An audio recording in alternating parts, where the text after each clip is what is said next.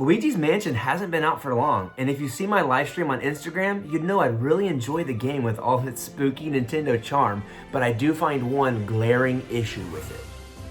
Hi, I'm Shivy, and welcome to Game Thoughts. Yeah, I'm back with another video, back with another local musician shirt, and as always, check the description for more information on them. I'll keep it short and sweet, but I just want to let you know my initial impressions on Luigi's Mansion 3, being that I never played the original, and my only experience before this was Dark Moon on the 3DS, which I found to be a little boring. If you're new to the channel, please hit that subscribe button for more Nintendo coverage, news, and reviews, and remember to hit that bell icon so you don't miss any notifications. Now let's get into exactly what's holding back Luigi's Mansion 3.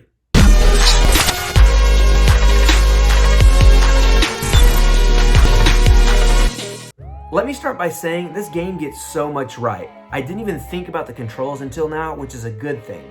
It means the controls are great. Luigi just does what you want him to do when you want him to do it. Take notes, developers. I can think of some bigger games that don't control this flawlessly, and that's something Nintendo seems to always get right, which deserves more recognition. The graphics are awesome and look like they're pulled straight out of a Pixar movie.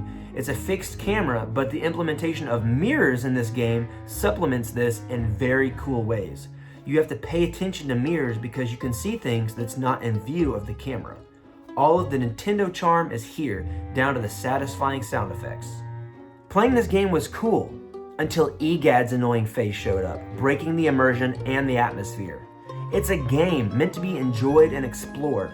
He constantly nags you about your objective, scolding you for exploring and enjoying your time, and literally in 60 seconds, he said the same thing 3 times, explaining the cutscene they just showed to me. Literally described the cutscene to me 3 times after just watching it. Like I'm an idiot? It's like Fee or Fi from Skyward Sword all over again. The game would be so much better without him. His lab is like a menu within the game when there's already a menu. And when you go in the lab, again, he doesn't shut up. Before he arrives, the game utilizes the ghost dog to lead you to believe that tutorials were going to be refreshingly unspoken and self-explanatory. I gave the game praise for that. Then they completely shift gears in the complete opposite direction and utilize EGAD just like in the previous game. I was pleased when I didn't see him at first. I thought they had moved on and realized what a bad idea he was, but apparently not. Here's my thing. Hints should be at player request or should be told with environmental storytelling. I need to use Luigi for my first time? Make my green backpack light up or make Luigi look at it or show some goo near the place I'm supposed to go to. Or show a ghost taunting me and then traveling through the gate I'm supposed to slime past, prompting me to realize I need to pass through the gate, therefore utilizing Luigi. Or better yet, how about using the dog by showing him going through the gate, asking me to follow, like you just did earlier in the game with the dog going through a door. At least this time, because it's the first time the player needs to use Luigi. When I clearly got an elevator button and the dude already told me I can use the elevator buttons in the elevator, which is already understood, you don't need to then give me a dialogue box when I step foot in the elevator telling me, hey, you can put that elevator button here, or dumb crap like, now that you have the button for the 3rd floor, you can now go to the 3rd floor. So let's go to the 3rd floor. Oh wow, really? EGAD, you genius! Can I play my freaking game? This will be why some people try the game and don't pick it back up. And yes, by some miracle, I found in the settings you can turn his hints off. I thought it was just wishful thinking when I was going through the settings, but I did find it. But then the game is so designed around him, you miss out on the stuff that isn't obvious because the game wasn't designed with any organic hints for the hard stuff that comes out of the blue.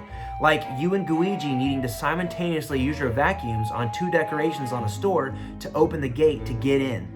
That would have taken forever for me to figure out alone. But what wouldn't take me forever to figure out is that you can use elevator buttons in an elevator. What I'm saying is, they give you hints about the most obvious annoying things, interrupting your gameplay. But if you turn hints off, you miss out on hints you actually need, because some stuff isn't obvious. Here's an idea. If you're gonna rely on some dude nagging at me for your hint system, he nagged at me about his briefcase in 3 different ways. Don't just give us an off and on switch, give us degrees of hints. Let us choose in the settings between always give hints and give hints sometimes. That would be perfect. Although I believe good game design doesn't rely on a text box popping up with someone telling you what to do and how to play the game.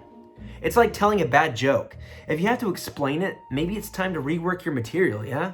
Let me play the game. That's what games are for.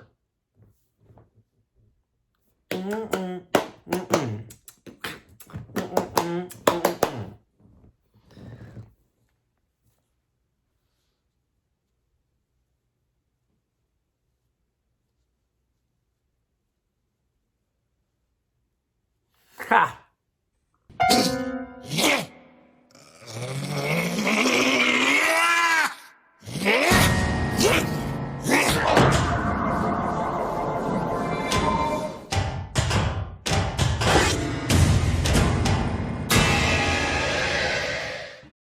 Have you played Luigi's Mansion 3? What do you think? Did you know you could turn the hints off in the settings? Let us know in the comments below. Let us know in the comments below. Let us know in the comments below. Fly! Thanks for listening to my game thoughts. If you liked the video, please subscribe to the channel and leave the video a thumbs up. And we'll see you in the next video.